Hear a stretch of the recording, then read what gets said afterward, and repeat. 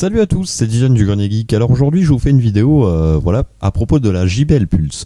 Alors pour les nouveaux abonnés qui sont arrivés depuis la sortie de l'ancienne vidéo, je vous fais un peu le topo vite fait, histoire de pas trop faire perdre de temps.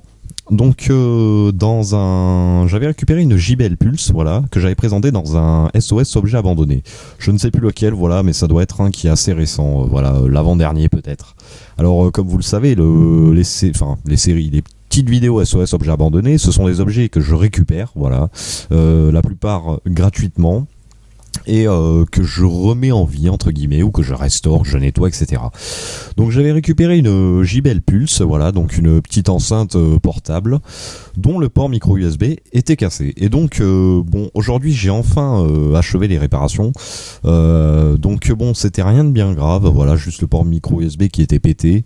En plus de ça, ils ont mis un port micro USB standard mais il n'y a que le plus et le moins qui était utilisé, je pense que c'est surtout pour des questions de coût en fait qu'ils ont mis un port micro USB, parce que mettre un connecteur type chargeur de PC portable aurait été mieux, vu qu'il n'y a que le plus et le moins.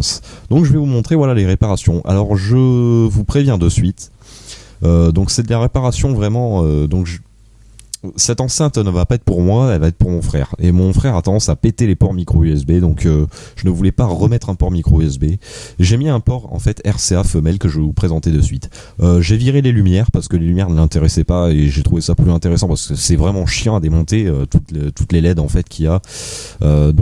J'ai carrément viré tout ce qui est lumière. Donc ça l'intéressait pas, et en plus de ça, ça économisera un peu de batterie, donc un peu plus d'autonomie pour cette enceinte. Et je vais vous montrer ça de suite, Donc comme je vous le dis, c'est pas une réparation très belle, mais ça a le mérite de fonctionner vraiment, Donc tout d'abord, l'enceinte a été démontée, en fait, pour démonter l'enceinte, c'est très simple. Vous voyez ces espèces de pads là, donc vous les soulevez délicatement, sans silicone, là et là, et dessous vous avez des vis en fait. N'essayez pas de forcer en démontant ici ou un truc comme ça sert à rien, vous pèterez tout, parce que c'est vraiment vissé, et ensuite les deux extrémités, une fois dévissées, s'enlèvent et tout se coulisse. J'ai passé un petit moment à chercher parce que j'avais pas trouvé, et c'est en regardant un peu sur le net que j'ai trouvé l'astuce en fait. Donc après une petite rallonge dedans au niveau du câble, etc. J'ai fait sortir une prise RCA femelle. Alors vous allez me dire, qu'est-ce que c'est que ce truc? Donc on est bien d'accord, une prise RCA femelle, ça comporte deux fils, dedans, normalement une masse et un plus, on va dire comme ça. Donc moi j'ai transformé en fait le cordon qui sert à la charger en USB, donc USB en RCA, donc le plus sur le petit picot et le moins sur le truc autour, et ça fonctionne nickel. Donc pourquoi il y a du scotch, etc. En effet, comme c'est une enceinte qui va être pas mal trimballée, etc., c'est en effet pour tenir correctement le truc, pour pas que ça bouge, etc., et que ça soit assez quand même, qu'on puisse le charger en le pliant convenablement. Bon, c'est pas trop esthétique, mais ça convient parfaitement à mon frère. C'est un truc qu'on voulait faire. J'aurais pu mettre un connecteur carrément ici et tout ça, mais comme je sais qu'il a tendance à péter malheureusement énormément de connecteurs, que ça soit sur téléphone, sur tablette, etc., malheureusement il force un peu trop. J'avais vraiment envie de lui mettre un connecteur RCA parce que c'est solide, ça il y a vraiment très peu de chances pour le péter, il peut y aller, et j'avais envie vraiment que s'il arrachait le câble ou un truc comme ça, de pas envie de rouvrir l'enceinte, un truc comme ça, étant donné que c'est pas un objet que je vais m'utiliser moi-même, j'ai pas trop envie de me casser le bol à chaque fois de la réparer s'il y a de la maintenance à faire. Donc j'ai fixé solidement les câbles, etc., là où il y a la soudure dessous, et ça tient vraiment plutôt bien. Bon, ça c'est normal que ça bouge, c'est voulu, c'est tout à fait voulu. Donc je vais vous montrer comment ça charge, c'est très simple, vous arrivez avec une prise USB comme ça, hop, et on arrive avec un RCA mâle comme ça. Donc une fois votre USB branché, excusez-moi pour le bruit au micro, je suppose qu'on a entendu, vous branchez comme ça, et ça charge, tout simplement, tout bêtement, conception vraiment très simple, idée vraiment très simple, pas besoin de faire des connecteurs bizarres ni rien. Voilà, voilà. Et j'ai testé sa charge, voilà, elle avec 2 barres, je l'ai chargé enfin, juste après, je l'ai laissé, voilà, j'ai vérifié que ça chauffait pas ni rien. Les fils sont apparemment de bonne section, c'est un chargeur 2 ampères. J'ignore combien cette enceinte consomme, voilà. J'ignore... Ah si, ben voilà, impute 2,3 ampères, voilà, donc bon, sur un chargeur 2 ampères, les 2 ampères passent tout à fait correctement sans faire chauffer le câble ni rien. Donc bon, ben voilà, c'est nickel, quoi.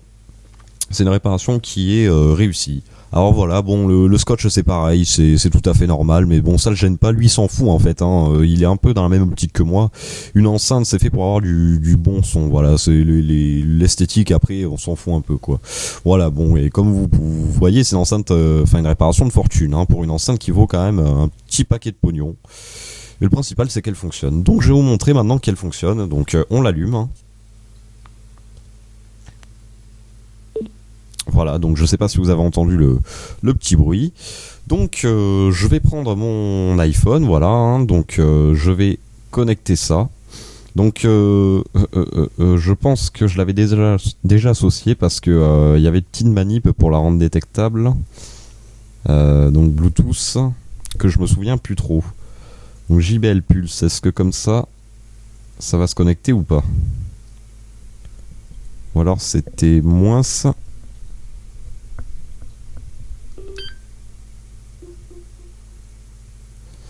Ouais, il fallait appuyer sur moins. Voilà, donc c'est bon. Donc, je vais vous montrer maintenant que ça fonctionne. Donc, je vais pas mettre la musique longtemps. Voilà, moins de 30 secondes pour pas me prendre un strike par tout ce qui est YouTube, droit d'auteur, etc. Je vais y arriver, excusez-moi. Donc, je vais baisser un peu le son. On peut voir que ça crache vraiment très fort, hein.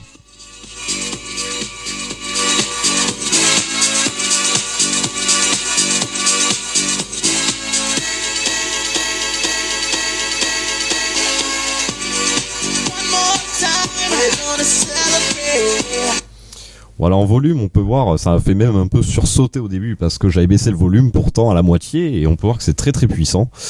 Donc voilà, je suis à peine ici en volume et vous voyez comment ça crache quoi, vraiment. C'est assez impressionnant. Je pense que c'est une 10 watts RMS avec de bons haut-parleurs dedans, donc bon, voilà, ça aide aussi à avoir un bon son. Donc on va l'éteindre, hein. Voilà, c'est bon, elle est éteinte.